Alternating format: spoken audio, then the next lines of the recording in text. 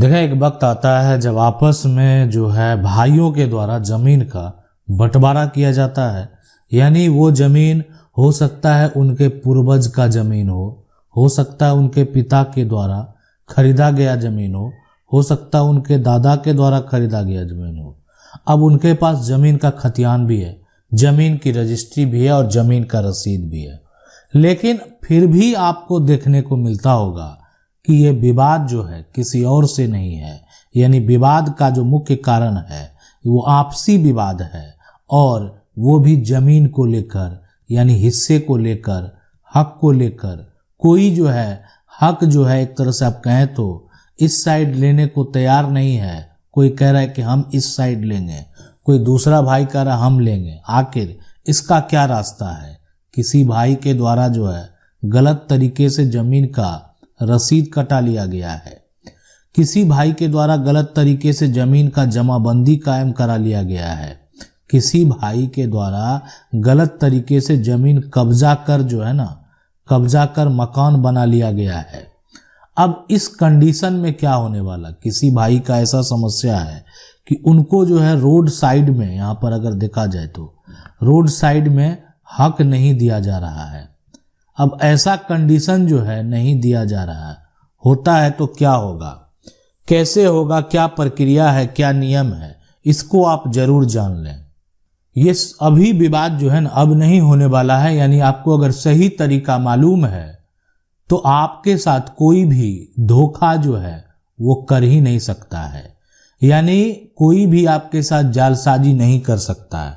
हमारा जो कानून है ना वो, यानी पिता का संपत्ति हो, दादा का संपत्ति हो, परदादा का संपत्ति हो, यानी ये सभी संपत्ति अगर पैतृक है तो हो सकता है दूसरा जो संपत्ति है वो अर्जित है।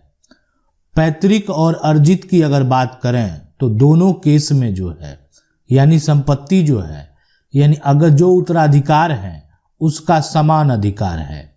यानी जो पिता हैं, दादा हैं, परदादा हैं, उनकी मृत्यु हो जाती है तो उनकी जो संपत्ति है उस पर कानूनी तौर पर आपका समान अधिकार है। अब यहाँ पर बेटों को समान अधिकार है, लेकिन अब हमारा कानून जो है बेटा के साथ साथ जो है बेटियों को यहाँ पर जो है बेटियों को भी क्या हो गया, को भी यहाँ पर समान अधिकार दे दिया गया, समान अधिकार दे दिया गया। बेटा को अधिकार है तो बेटी को भी अधिकार है। तो अब आखिर क्या होगा, कैसे होगा? देखें, यहाँ पर भाइयों का जमीन बंटवारा जो है उसका सही तरीका आप जरूर जान लें।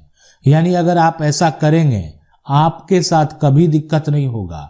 यानी आपके दादा जैसे जमीन बांटे थे, आपके पिता जैसे जमीन बांटे थे, आपके परदादा जैसे जमीन बांटे थे, आज अगर एक तरह से उनके द्वारा सही तरीके से सारा कार्य किया जाता तो आज ये लड़ाई उत्पन्न नहीं होती।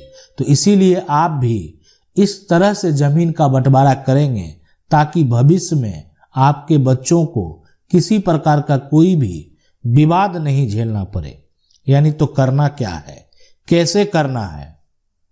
तो देखें, अगर आपसी सहमति है, मान लेते हैं भाइयों में किसी प्रकार का कोई भी विवाद नहीं है, तो क्या करना है? सबसे पहले प्रयास करना है पंचनामा जो है यहाँ पर, है ना, पंचनामा तैयार करने का, है ना, तैयार करने का। अब इसके लिए करना क्या होगा? इसके लिए पहले जमीन का जो है आप प्रॉपर कागजात निकाल लें। कितनी जमीन बची है, कितना जमीन है, कौन सा जमीन खरीदा हुआ है, कौन सा जमीन खतियानी जमीन है, कागजात सबका तैयार होगा। उसके साथ साथ आप एक अमीन, जमीन जो मापते हैं उनको बुलाएंगे और उनसे क्या करेंगे, जमीन को मेजर करवा लेंगे। कोई जरूरी नहीं है प्लॉट पर जाने की, जमीन का मैप को जो है आपको जमीन जो है मैप के अनुसार बांटना है। पोजीशन हो सकता है कोई कब्जा करके ही रखा हो, लेकिन कागजात आपके नाम है तो आपके कागजात का बंटवारा हो रहा है। तो ये आपके कागजात का बंटवारा करेंगे, आपके नक्शे का बंटवारा करेंगे, आपका जो हक है, आप किधर जाना चाहते हैं वो अलग करेंगे। और इन सभी के लिए ये क्या करेंगे, यहाँ पर जो है एक दस्तावेज जो है वहाँ पर तैयार करेंगे। दस्तावेज आपका तैयार हो गया। अब ये जो है ना, यानी अब आपको आगे का प्रक्रिया क्या करना है, अब आपको आगे ये करना है ना कि वो पंचनामा जो होगा उसको रजिस्टर्ड करा लेना है। यानी आपको अब सब रजिस्ट्रार कार्यालय में जाना है। नहीं समझ में आए तो आप किसी वकील से संपर्क कर सकते हैं, वो आपको पूरा प्रक्रिया बता देंगे आप रजिस्टर्ड कैसे कराएंगे। ये एक हो गया यहाँ पर पंचनामा के द्वारा सारा प्रक्रिया करना। दूसरा यहाँ पर अगर बात करें अब जो है कि ये तो पंचनामा तभी संभव है जब आपका आपसी सहमति है, तभी तो वो सिग्नेचर करेंगे। और ये तैयार करने के बाद आपका क्या हो जाएगा, दाखिल खारिज जो है यानी इस पंचनामा के आधार पर हो जाएगा। दाखिल खारिज हो गया तो सभी का रसीद जो है इस पंचनामा के आधार पर अलग अलग हो जाएगा। यानी अब आपका जमीन जो है वो बढ़ चुका है, म्यूटेशन हो चुका है, दाखिल खारिज सभी का अलग अलग हो चुका है, कोई समस्या नहीं है। लेकिन अब देखें हमारा कानून की अगर बात करें सबसे पहले तो आपके मन में भी सवाल होगा, ये तो तभी संभव है जब आपसी सहमति है। यहाँ तो विवाद है, यानी अधिकार को लेकर विवाद है, हक को लेकर विवाद है, कोई मानने को तैयार ही नहीं है। अब कहेंगे बहुत लोग कि आपस में बातचीत भी नहीं है, यानी एक दूसरे से बात भी नहीं होता है, कैसे करेंगे, किसी का सुनने को भी तैयार नहीं है और हक की लड़ाई लड़ रहा है, आपस में ही लोग लड़ झगड़ रहे हैं, मारपीट तक का नौबत उत्पन्न हो जा रहा है। अब ये सारा कुछ होने के बाद भी हल नहीं निकल रहा है। दूसरा विकल्प है, बड़ा विकल्प है, यानी एक जो है, यानी अब आपको क्या करना है, एक तो आपने क्या किया, पंचनामा तैयार किया। यानी आप कह सकते हैं कि ये आप पंचनामा आप जो तैयार करेंगे आपसी सहमति से संभव है, और यानी इसमें आपको क्या करना है कि पार्टीशन डीड जो है यहाँ पर, पार्टीशन डीड यहाँ पर तैयार करना है। लेकिन अब दूसरा तरीका है, वो है आपको पंचनामा तैयार तो आप यहाँ पर करने में विफल हो गए, सहमति है ही नहीं, तो आपको फिर सिविल कोर्ट जाना है। यानी वहाँ पर जो है आपको सिविल कोर्ट में जाएंगे। यहाँ पर दूसरा तरीका जो है कि अब आप वहाँ पर वकील से संपर्क करेंगे और बताएंगे कि मेरा इतना ज़मीन है, हमको शेयर नहीं दिया जा रहा, हक नहीं दिया जा रहा है, या जो दिया जा रहा है वो ज़मीन रोड साइड में नहीं है, हमको एक तरह से सही तरीके से पूरा हक नहीं मिला है। वकील को बताएंगे, कागजात दिखाएंगे, वहाँ पर पार्टीशन सूट जो है वो फाइल कर दिया जाएगा। यानी आप कह सकते हैं यह पार्टीशन सूट जो है वो बंटवारा का केस है।